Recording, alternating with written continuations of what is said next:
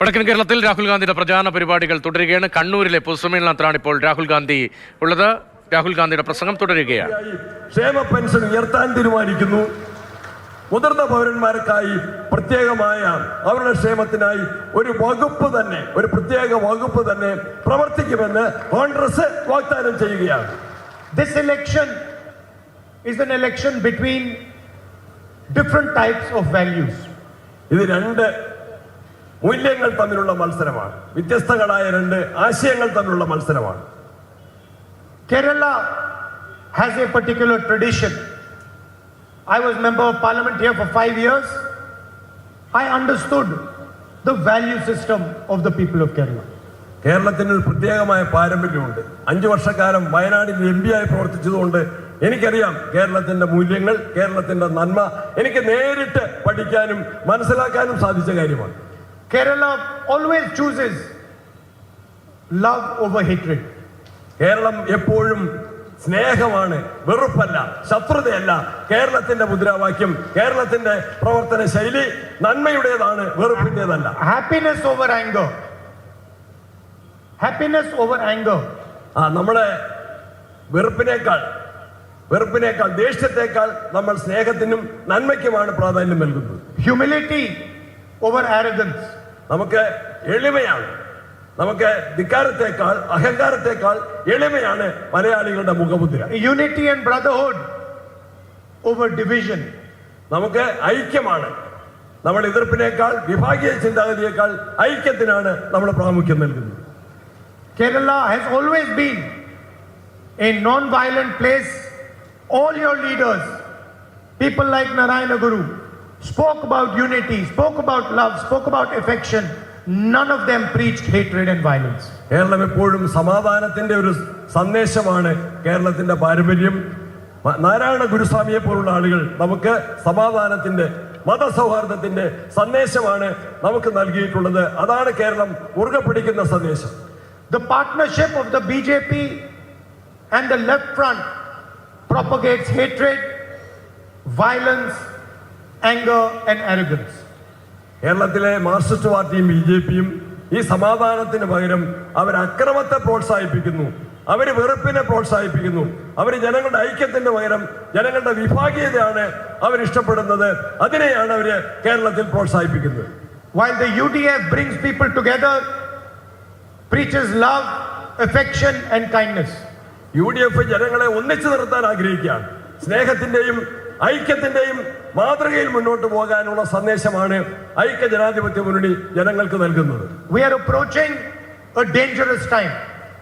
നമ്മൾ അതിനുവേണ്ടി ആളുകളെ സമീപിക്കുകയാണ്. ഇന്നത്തെ പ്രതികൂല സാഹചര്യങ്ങളെ നമ്മൾ നേരിട്ടുകൊണ്ടിരിക്കുകയാണ്.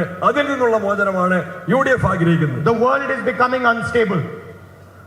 നമ്മുടെ ലോക രാജ്യങ്ങളിൽ തന്നെ ഇന്ന് വലിയ പ്രതിസന്ധികൾ നേരിട്ടുകൊണ്ടിരിക്കുകയാണ്. You can see the tragedy that is unfolding in the Middle East. Middle ഈസ്റ്റിൽ, ഗൾഫ് രാജ്യങ്ങൾ ഉൾപ്പെടെ ഇന്ന് നേരിട്ടുകൊണ്ടിരിക്കുന്ന പ്രതിസന്ധികളും പ്രയാസങ്ങളും നമുക്ക് മനസ്സിലാക്കാൻ വേണ്ടി സാധിക്കും. In times like this, it is important to keep people together, to be humble, to be safe. ഈ സാഹചര്യത്തിൽ ജനങ്ങൾ കൂടുതൽ ശാന്തരാകാൻ, വിനയാന്വിതരാകാൻ, ഐക്യത്തിൽ ജീവിക്കാൻ നമുക്ക് സാധിക്കണം. അതാണ് നമ്മൾ നൽകേണ്ട സന്ദേശം. We have to fix the unemployment problem that the left has created. ഇടതുപക്ഷം ഉണ്ടാക്കിയിരിക്കുന്ന ഈ വിഭാഗീയതയുടെ പ്രശ്നങ്ങൾക്ക് പരിഹാരം ഉണ്ടാക്കാൻ നമുക്ക് സാധിക്കേണ്ടതായിട്ടുണ്ട്. And the UDF is best positioned to do that. ഇതിന് പരിഹാരം ഉണ്ടാക്കാൻ ഐക്യ ജനാധിപത്യ മുന്നണിക്ക് മാത്രമാണ് സാധിക്കുക. The final guarantee that I left for last is our new healthcare scheme. ഇന്നത്തെ ഏറ്റവും അവസാനം എനിക്ക് പറയാനുള്ളത് നമ്മുടെ ഇന്നത്തെ ആരോഗ്യ മേഖലയിലുള്ള വലിയ പ്രതിസന്ധിയാണ്. Everybody has somebody who falls ill in their family, some loved one who falls ill. എല്ലാ വീടുകളിലും ഓരോരുത്തർക്കും ഉണ്ട് ബന്ധുക്കള്, വീട്ടുകാര്, സുഹൃത്തുക്കളെ, അയൽവാസികളെ, ആരെങ്കിലും രോഗികളായിട്ട് നമുക്ക് എല്ലാവർക്കും ഓരോ രോഗികൾ, നമ്മുടെ അടുത്ത ആളുകൾ രോഗികളായിട്ടുണ്ട്. The UDF government is going to guarantee 25 lakh rupees health insurance for every single family in Kerala. അതിന് ഒരു പരിഹാരം UDF ഒരു ചികിത്സയ്ക്കായിട്ട് 25 ലക്ഷത്തിന്റെ ഒരു ഇൻഷുറൻസ് സ്കീം ഗ്യാരണ്ടിയായി ഐക്യ ജനാധിപത്യ മുന്നണി പ്രഖ്യാപിക്കുകയാണ്. So that anybody who falls sick, anybody who is ill is protected.